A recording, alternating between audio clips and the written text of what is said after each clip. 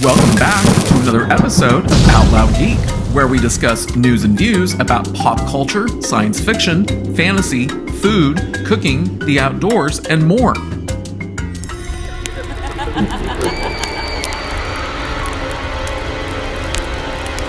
Well, it's been a while since I've had the pleasure of talking about that recently canceled Star Wars series that aired earlier this summer on Disney Plus that was entitled The Acolyte.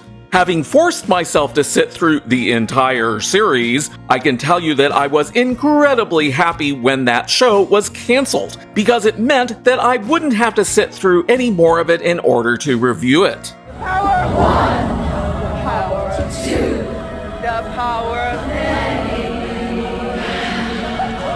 But a very small but very vocal group of people weren't all that happy that the show was canceled. This includes some very vocal fans of the show who've been complaining online ever since the show was officially canceled in August, as well as actress Amandla Stenberg, who portrayed the twin characters of May and Osha in the show.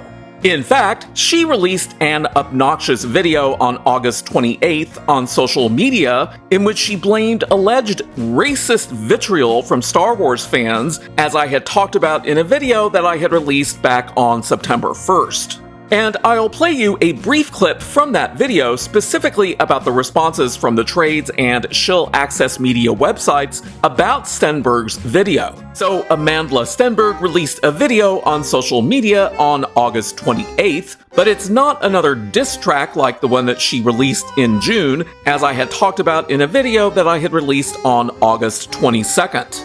But like the diss track, she once again attacks Star Wars fans in her just over 8-minute long video, in which she's also busily working on her hair.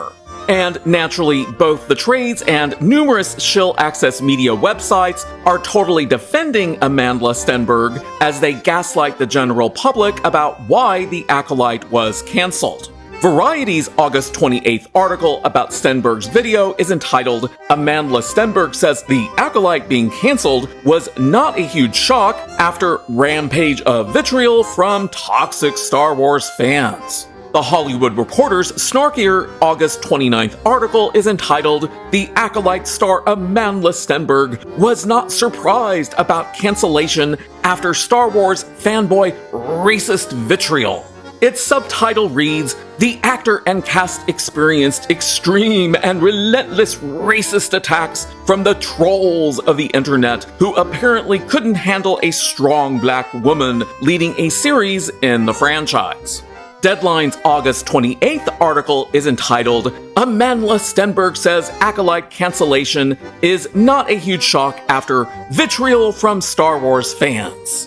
IndieWire's August 29th article is entitled, "Amandla Stenberg says The Acolyte cancellation was not a shock due to alt-right hate toward the series."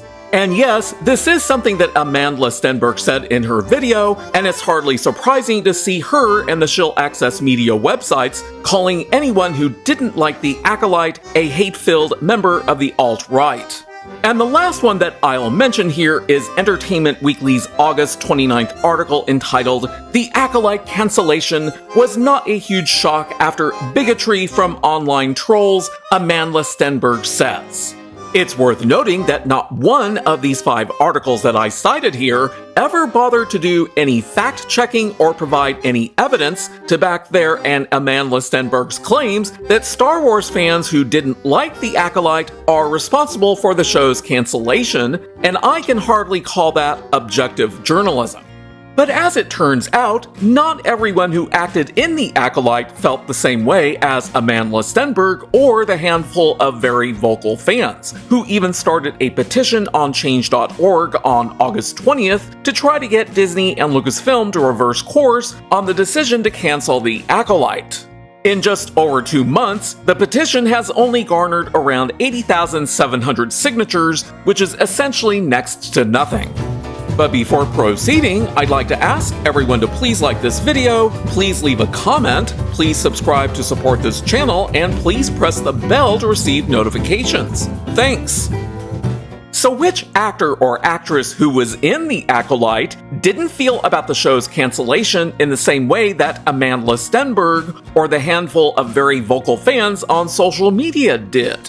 Why, none other than Carrie-Anne Moss, whose role of Jedi Master Endara was heavily touted by Disney's marketing, even though her character died in the first few minutes of the show's first episode, which I watched along with all 7 other episodes. In fact, you can find the links to all of my individual review videos for the various episodes of The Acolyte in the description below, as well as my overall series review in which I included a 9-minute synopsis of the series as compared with the show's approximate 5 hours and 23 minutes of runtime for all 8 episodes. And I had even speculated in a video that I had released before the series premiered on June 4th that Carrie-Anne Moss's character might die in the first episode. But this article in comicbook.com that was released a few days ago is entitled Star Wars The Acolyte's Carrie-Anne Moss Reveals the Shocking Way She Found Out About the Cancellation. But trust me, Carrie-Anne Moss was not shocked. In fact, she hardly batted an eye when she learned about the show's cancellation. And the article tries so hard in its first paragraph to make her character seem far more important than it actually was by describing her as being a pivotal character, which was hardly true because Carrie-Anne Moss's character of Jedi Master Endara only appeared in the first few minutes of the show's first episode and in a few scenes during the show's 3rd and 7th episodes, which were flashbacks. Her character was nothing more than a minor character in the series, and as I had talked about in my various episodic review videos, it felt like Carrie-Anne Moss was just reading her lines because the role wasn't that important.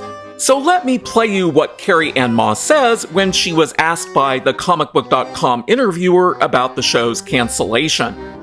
Last thing I wanted to mention to you was that I loved The Acolyte, and that scene with you in particular was incredible. And I just wanted to ask you what your reaction was to hearing that the show got canceled after 1 season. Yeah, I mean, I've been asked this question a lot today, and it's funny because, you know, being an actor, you're like in shows all the time that get canceled, and it's in the beginning, it's kind of a bummer. And then you just learn to not really be invested.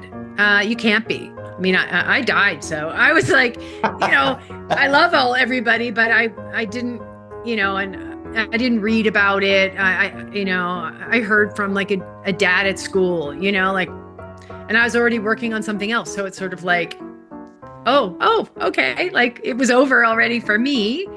I don't know. Maybe that's, I'm glad you liked it though, yeah. So Carrie-Anne Moss makes it incredibly clear in this interview that she didn't care that the show was canceled. Even if there was going to be another season, her character was dead and wasn't coming back. So why should she care? She got paid to do the role and moved on to something else. She wasn't emotionally vested in the show like Amandla Stenberg or the show's handful of very vocal fans. I would be surprised if she had spent more than a week or two to film the scenes that she was in. The fight scene probably required the most effort and time, but the rest of it was mainly just talking a few lines of dialogue with very little else going on. So it wasn't a difficult role for her to do. But in reality, a lot of the people who had tuned in to watch the first episode of The Acolyte probably only did so because Carrie-Anne Moss was in it, and then probably tuned out after her character was killed. The show has the lowest viewership ratings for any Star Wars series on Disney+, and when combined with its $231 million production budget, as I had talked about in a video that I had released on September 25th, it really was no wonder why LucasFilm and Disney decided to cancel the series rather than spend even more money to produce a second season for a minuscule audience that would never be able to justify another very high production budget. The online complainers, which includes Amandla Stenberg, can whine and moan all they want to try to blame Star Wars fans that they have labeled as being alt-right and racists for the show's cancellation. But the facts speak for themselves and are never going to change. At least Carrie-Anne Moss didn't actually give a shit about The Acolyte. Thanks for watching today, and a huge thanks to each and every one of you who has subscribed to support this channel. You can also find us on Facebook, Instagram, Threads, X, and Blue Sky by clicking on the links in the description. Until next time, this is Out Loud Geek.